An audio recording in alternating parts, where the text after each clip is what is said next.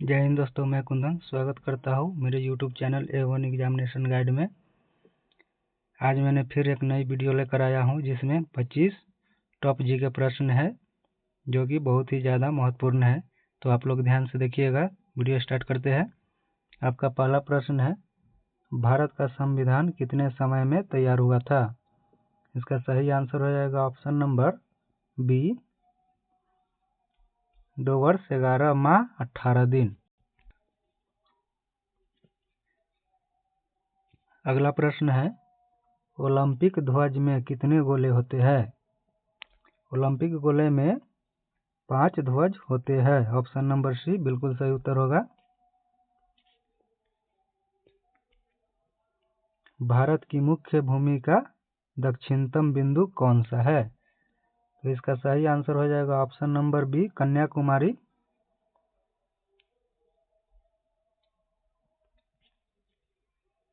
अगला प्रश्न है, 10,000 धुओं की घाटी कहाँ स्थित है? 10,000 धुओं की घाटी जो है वो अलास्का में स्थित है। ऑप्शन नंबर सी बिल्कुल सही उत्तर हो जाएगा। अगला प्रश्न है, महात्मा गांधी का जन्म दिवस कब मनाया जाता है? महात्मा गांधी जी का जन्म दिवस 2 अक्टूबर को मनाया जाता है। ऑप्शन नंबर सी बिल्कुल सही उत्तर हो जाएगा। अगला प्रश्न है, महात्मा गांधी का पूरा नाम क्या था? तो महात्मा गांधी जी का जो पूरा नाम था वो मोहनदास करमचंद गांधी था। ऑप्शन नंबर ए बिल्कुल सही उत्तर होगा। अगला प्रश्न है, गांधी जी को महात्मा की उपाधि किसने दी? गांधी जी को महात्मा की उपाधि जो दिया था वह रविंद्रनाथ टैगोर थे। ऑप्शन नंबर बी बिल्कुल सही उत्तर हो जाएगा। अगला प्रश्न है, पंजाबी भाषा की लिपि कौन सी है?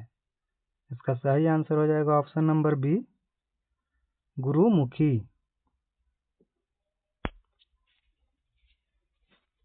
अगला प्रश्न है, भारत में सबसे पहले सूर्य किस राज्य में निकलता है?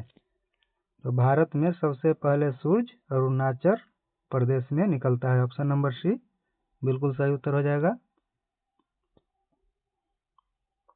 अगला प्रश्न है, भगवान बुद्ध को ज्ञान की प्राप्ति कहाँ हुई थी?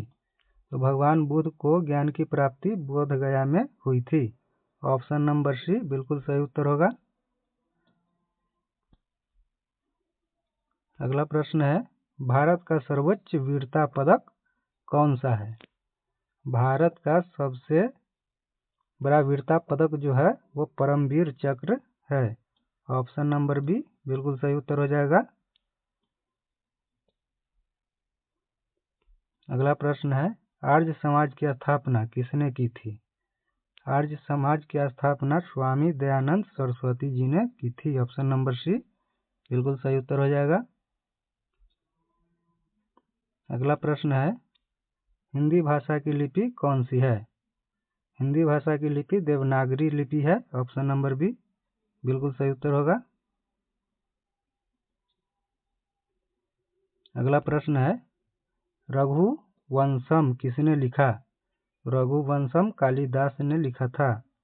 ऑप्शन नंबर सी बिल्कुल सही उत्तर हो जाएगा।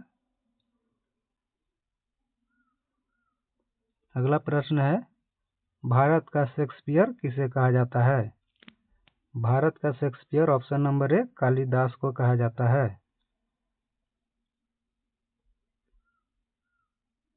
अगला प्रश्न है, कंप्यूटर के जनक यानी फादर ऑफ कंप्यूटर कौन है? कंप्यूटर के पिता जो है चार्ल्स बेबेज को कहा जाता है।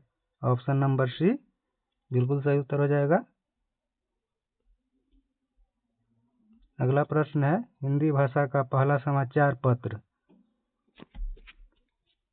कौन सा था? इसका सही आंसर हो जाएगा option number C, Udant Martand. अगला प्रश्न है, लाल चींटियों में कौन सा अम्ल पाया जाता है? लाल चींटियों में फार्मिक अम्ल पाया जाता है। ऑप्शन नंबर बी बिल्कुल सही उत्तर हो जाएगा। अगला प्रश्न है, अशोक के अभिलेखों को सर्वप्रथम किसने पढ़ा? तो अशोक के अभिलेखों को सर्वप्रथम पढ़ने वाले जो थे जेम्स प्रिंसेप थे। ऑप्शन नंबर सी बिल्कुल सही उत्तर हो जाएगा। अगला प्रश्न है, उत्तरी ध्रुव में भारत के अनुसंधान केंद्र का नाम क्या है?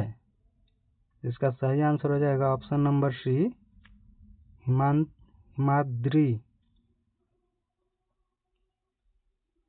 अगला प्रश्न है, कौन सा देश सबसे अधिक देशों के साथ अपनी भूमि सीमा साझा करता है? तो सबसे ज़्यादा भूमि सीमा साझा करने वाला देश जो है ऑप्शन नंबर सी है चीन। बिल्कुल सही उत्तर हो जाएगा। अगला प्रश्न है, काजीरंगा राष्ट्रीय उद्यान किस राज्य में स्थित है? इसका आंसर हो जाएगा ऑप्शन नंबर बी असम।